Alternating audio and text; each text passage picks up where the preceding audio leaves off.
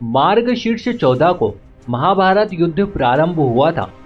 यह युद्ध लगातार 18 दिनों तक चला था और आज के इस वीडियो में हम जानेंगे कि इन 18 दिनों में क्या क्या हुआ था। नमस्कार और एक बार फिर स्वागत है आप सभी का आपके अपने वीडियो कलश यूट्यूब चैनल पर।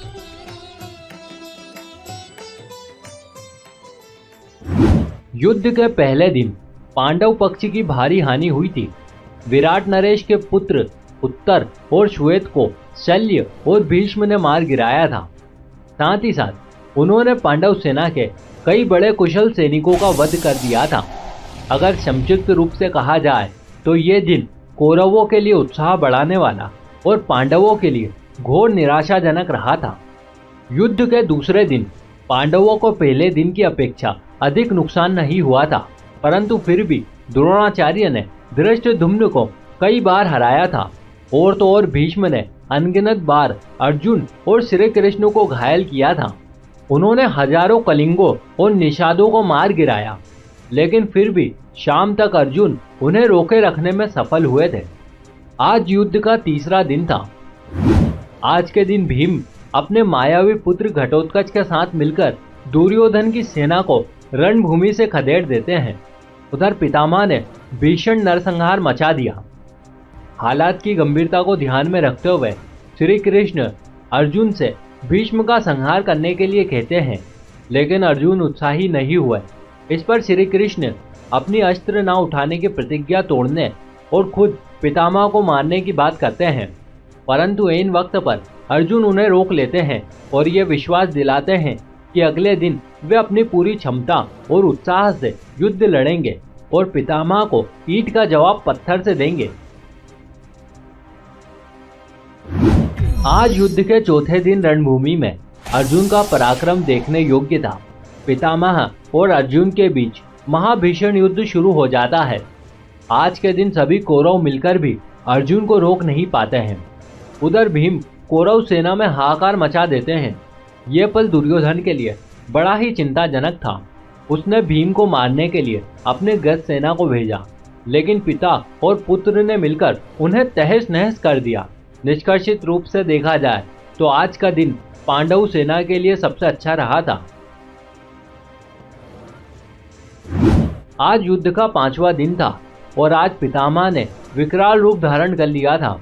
उन्होंने पांडव सेना में खलबली मचा दी थी, यहाँ तक कि उन्हें रोकने के लिए अर्जुन और भीम को एकजुट होकर उनका मुकाबला करना पड़ा। उधर सात्यकी ने द्रोणाचार्य को शाम तक रोके रखा, परंतु अंत में भीष्म ने उन्हें भी पीछे हटने पर मजबूर कर दिया। आज छठा दिन था और रोज की तरह दोनों पक्षों के बीच भयंकर युद्ध होता रहा, लेकिन परिणाम बराबर आ रहे थे। इससे दुर्योधन क्रोधित हो गया, लेकिन शाम तक भीष्म उसे आश्वासन देते रहे और शाम होते होते उन्होंने पांचाल सेना का संहार कर दिया।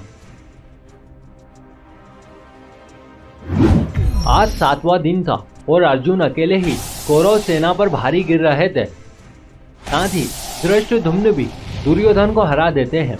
इतना ही नहीं, अर्जुन का पुत्र इरावन भी बिंद और अनुबिंदु को हरा देता है।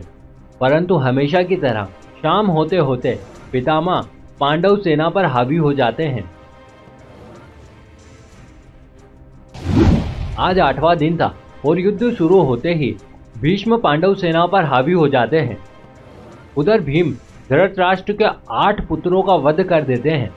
साथ ही राक्षस अम्बुश अर्जुन के पुत्र इरावन को मार गिराता है।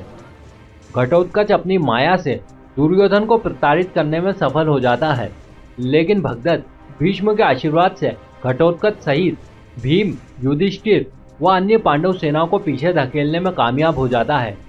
लेकिन शाम होते होते भीम धृतराष्ट्र के और 9 पुत्रों का वध कर देते हैं। आज 9वां दिन था।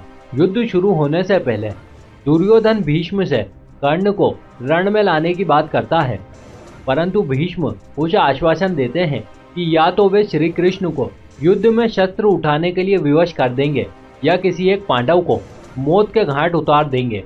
शाम होते होते वे अपनी भीष्म प्रतिज्ञा पूरी भी कर देते हैं और श्री कृष्ण को अपनी प्रतिज्ञा तोड़कर शस्त्र उठाने पर विवश कर देते हैं। इतना ही नहीं, वे पांडव सेना का एक बहुत बड़ा भाग भी नष्ट कर देते हैं। आज के दिन पांडव श्री कृष्ण के कहने पर भीष्म से उनकी मृत्यु का उपाय पूछते हैं और उनके बताए गए उपाय के अनुसार अर्जुन शिखंडी को आगे करके भीष्म पर बाण ही बाण चला देते हैं और शाम को पितामह बाणों की शैया पर लेट जाते हैं। आज के दिन दुर्योधन अपने मित्र कर्ण को रण में लाते हैं। कर्ण के कहने पर द्रोणाचार्य को सेनापति बनाया जाता है। तत्पश्चात कर्ण पांडव सेना का भारी संहार करते हैं। उधर दुर्योधन और शकुनी मिलकर धर्मराज युधिष्ठिर को बंदी बनाने की योजना बनाते हैं ताकि युद्ध उनके पक्ष में आ जाए, परंतु अर्जुन उनकी योजना पूरी नहीं होने देते हैं। आज सुबह से ही शकुनी और दुर्योधन धर्मराज को बंदी बनाने के लिए अर्जुन को उनसे काफी दूर भेजने में कामयाब हो जाते हैं, लेकिन अर्जुन समय पर पहुंचकर उन्हें बचा लेते हैं।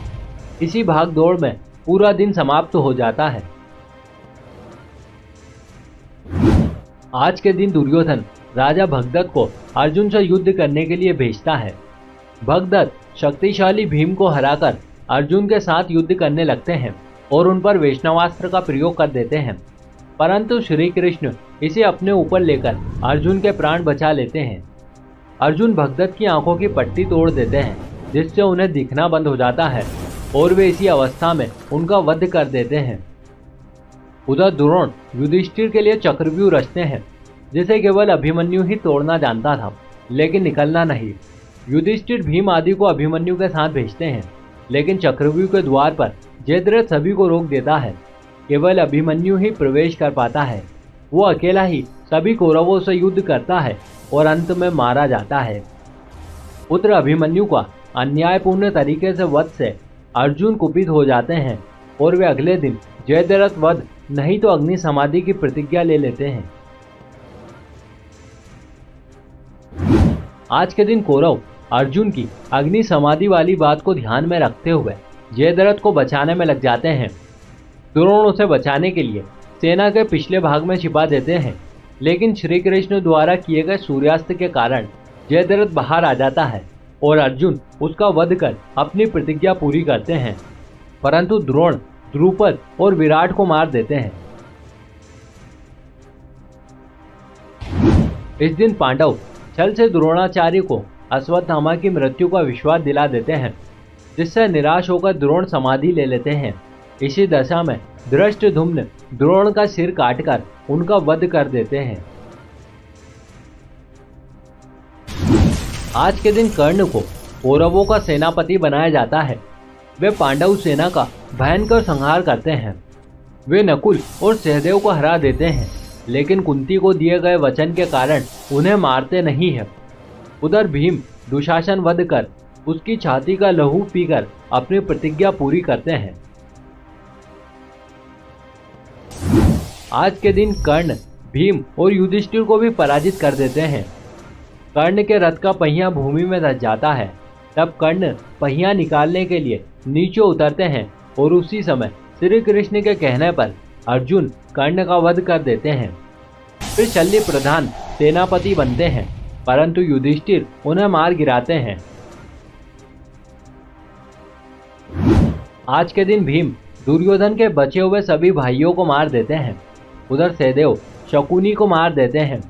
तत्पश्चात दुर्योधन अपनी पराजय स्वीकार कर एक तालाब में छिप जाता है, लेकिन पांडवों द्वारा ललकारे जाने पर वो भीम से गदा युद्ध करने लगता है। तब भीम दुर्योधन की जंघा पर प्रहार कर उसे मौत के घाट उतार कर अपनी विजय का परचम लहराते हैं। तो मित्रों, ये हुआ था रणभूमि में 18 दिनों तक। हम उम्मीद करते हैं कि आपको ये जानकारी जरूर अच्छी लगी होगी। यदि आपके पास भी कुछ एक सकारात्मक विचार हैं तो नीचे दिए गए कमेंट बॉक्स में हमें जरूर बताइएगा। धन्यवाद मित्रों।